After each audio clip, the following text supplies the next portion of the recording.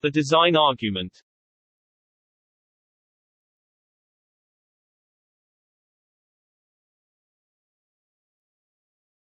The teleological argument or proof for the existence of a deity is sometimes called the design argument.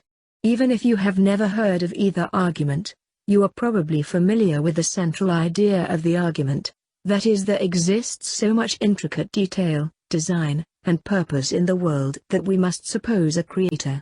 All of the sophistication and incredible detail we observe in nature could not have occurred by chance. When looking at the universe, people might see more order or disorder as is their predilection, and they might see it in varying proportions. When examining the universe and seeing complexity and order, there are a variety of explanations for how it may have come about. Some people want an explanation backed by evidence and without violations of reasoning, and some do not want such explanations. Some want the easiest explanations with the least amount of thought. Some merely accept the explanations that they have received when growing up.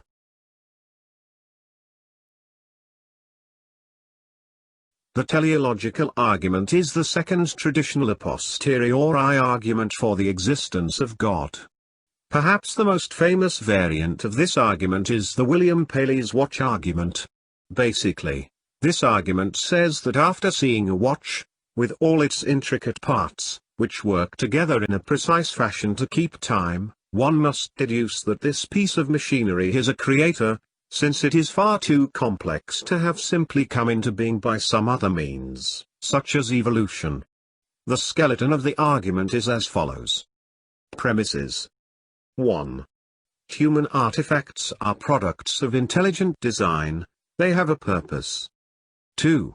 The universe resembles these human artifacts. 3. Therefore, it is probable that the universe is a product of intelligent design, and has a purpose. 4. However, the universe is vastly more complex and gigantic than a human artifact is. Conclusion. Therefore, there is probably a powerful and vastly intelligent designer who created the universe.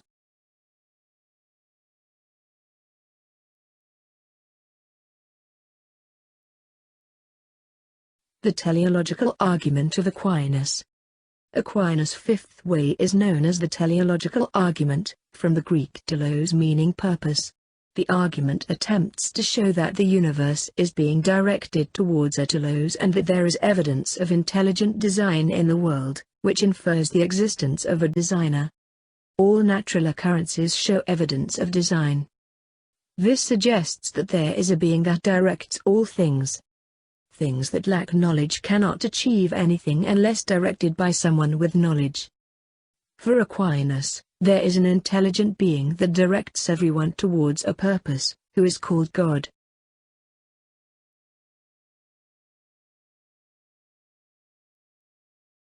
William Paley's argument.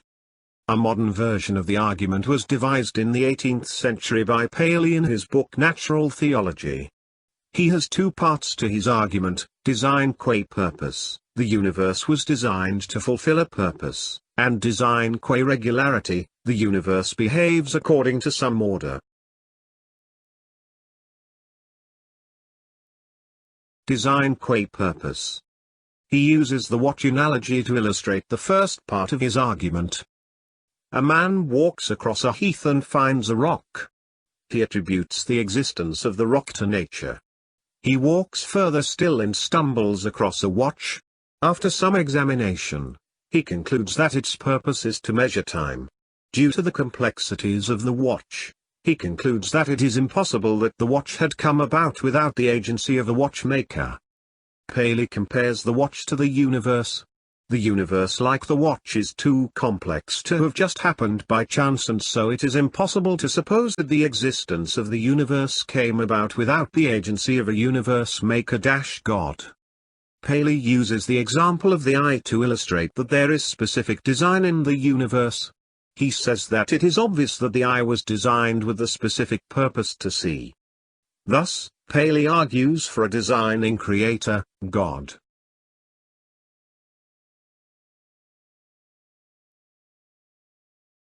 Design qua regularity. The second part of Paley's argument goes on to suggest that there is further evidence for a creator God in the regularity of the universe. Paley considered the motion of the planets in our solar system. The relationships between the planets, and the effect of gravity could not have come about without a designing principle at work, that is God. That is, if gravity was slightly stronger or weaker, the universe may not exist today.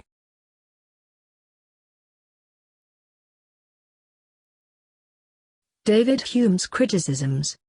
Hume set out two versions of the design argument and then criticized them. Hume's first argument. To speak of design is to imply a designer. Great design implies a great designer. There is great design in the world. Therefore, there must be a great design, God. Hume argued that this analogy in fact implies a superhuman, anthropomorphic concept of God, which is inconsistent with the notion of perfection. Also, the world is imperfect and flawed.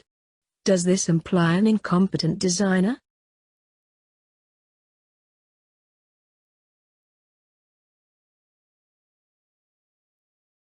Hume's second argument. The world is ordered. This is due to either chance or design. It is very possible that the world came about by chance. 3. Furthermore, Hume says that there is nothing in the argument to suppose that there is only one creator. There may be a team of lesser gods that built the world. This supports paganism. 4. Hume also supported the idea of natural selection. He proposed that it was entirely possible that a series of random adaptations made in order to survive led to the apparent intelligent design of humans.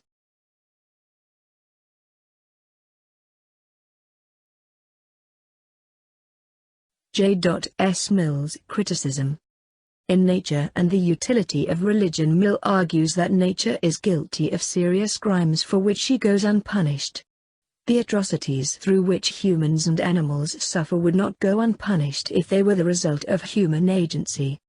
Nearly all the things which men are hanged or imprisoned for doing to one another are nature's everyday performances. Mill concludes that the world cannot have order and rejects that it is the result of intelligent design. Either there is no God or there exists an incompetent or immoral God.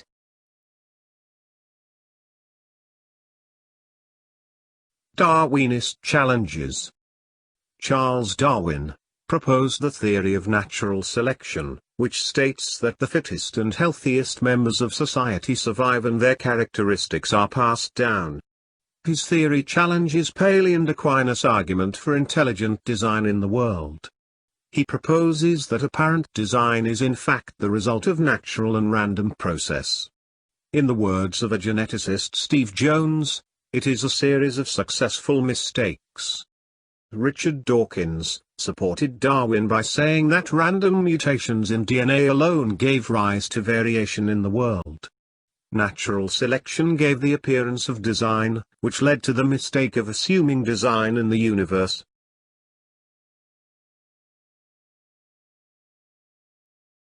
General advantages of the design argument. The design argument uses analogies which are familiar to everyone, to make it both simple and persuasive. It is argued that the amount of chance, good luck that would be required to put together a universe without a designer is so great that it couldn't have happened. Design is easy to see if you make humankind's existence the center and purpose of the universe. It makes sense that God designed the universe. The presence of order, which is a mark of design, infers the existence of God. The argument receives support from some modern philosophers that point out there is more to life than mere existence. Human beings appreciate aesthetic activities such as music and art which are not necessary for mere survival, so could not have arisen from natural selection. Even minor changes to the law of physics would result in a universe that did not even contain matter. All life is so similar that it must have a common creator.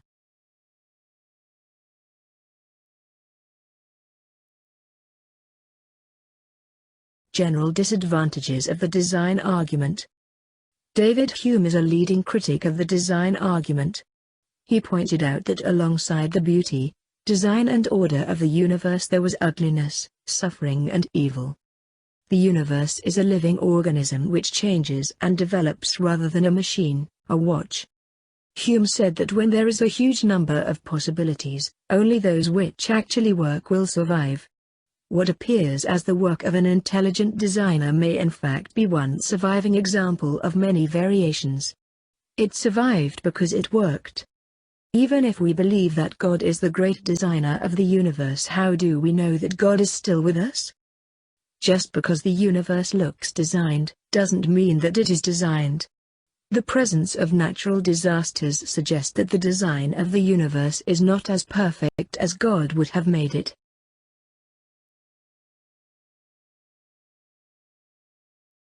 Evaluation. The teleological argument makes sense. The universe shows design and purpose. It could not have all came about by chance.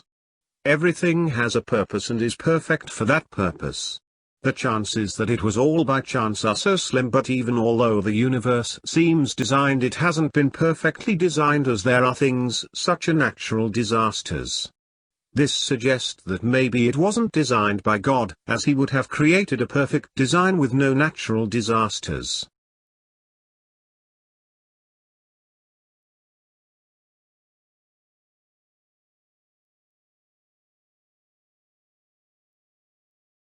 Thank you for watching. If you want this channel to upload more video on A-level religious studies, please like this video and subscribe this channel.